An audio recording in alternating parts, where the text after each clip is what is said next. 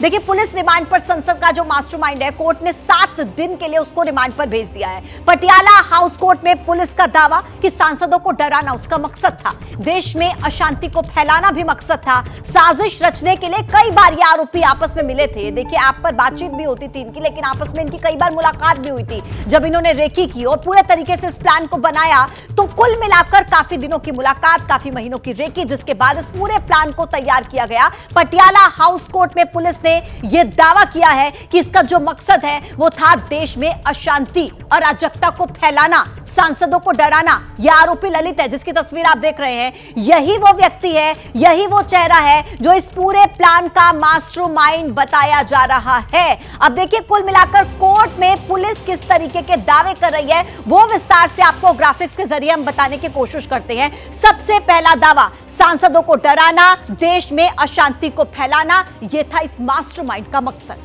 बिल्कुल, और साजिश रचने के लिए कई बार इनकी मुलाकात हो गई थी। आरोपियों ने पहले मुलाकात की और इसके बाद ये पूरी प्लानिंग तैयार की गई थी। दुश्मन देश से संबंध, आतंकी कनेक्शन की अब जांच हो रही है कि क्या इनको फंडिंग के साथ साथ क्या बाहर से गाइड किया जा रहा था। ये जो पूरा कनेक्शन है, या सिर्फ देश में ही है या देश के बाहर भी है, इन तमाम कनेक्शन की भी अब जांच होगी।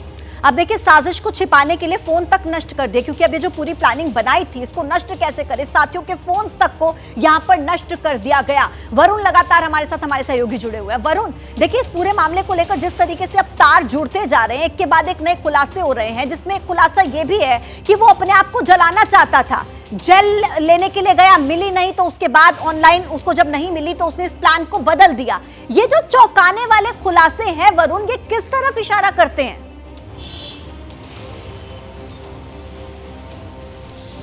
देखिए, अगर आप शुरू से देखेंगे तो ये कोई 2-4 दिन की प्लानिंग नहीं थी। हमने पहले भी बताया, 9 महीने से ये प्लानिंग कर रहे थे। लगातार इनकी आपस में सोशल मीडिया के जरिए मीटिंग हो रही थी, चैट्स पर ये लोग आपस में बातचीत कर रहे थे। कोई एक प्लान नहीं बनाया था, प्लान ए भी बनाया था, प्लान बी भी बनाया था।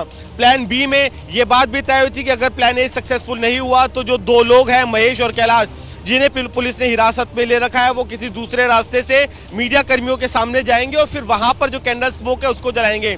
इनका कहीं ना कहीं मकसद था देश के अंदर अशांति फैलाना, अराजकता फैलाना, और उसी अराजकता का एक प्लान सी ये भी था कि ये अपने आप को विजय चौक पर या पार्लियामेंट के आसपास किसी तरीके से आग के हवाले कर ले, अपने आप को नुकसान ना पहुंचे। उसके लिए इन्होंने उस जेल को भी सर्च किया सोशल मीडिया पर, जिसको लगाने के बाद ये अपने आप को जला लेते, लेकिन खास नुकसान नहीं होता। लेकिन ऑनलाइन ये उस जेल को नहीं खरीद पाए, इसलिए उस प्लान को भी ड्रॉप कर दिया। प्लान बी को भी इसलिए ड्रॉप करा क्योंकि कैलाश और महेश दिल्ली नहीं पहुंच पाए।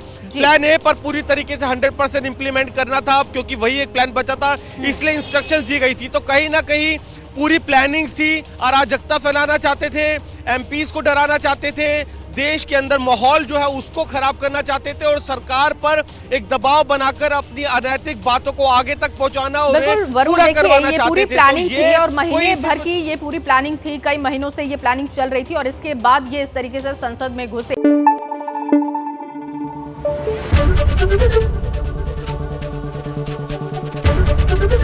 एबीपी न्यूज आपको रखे आगे।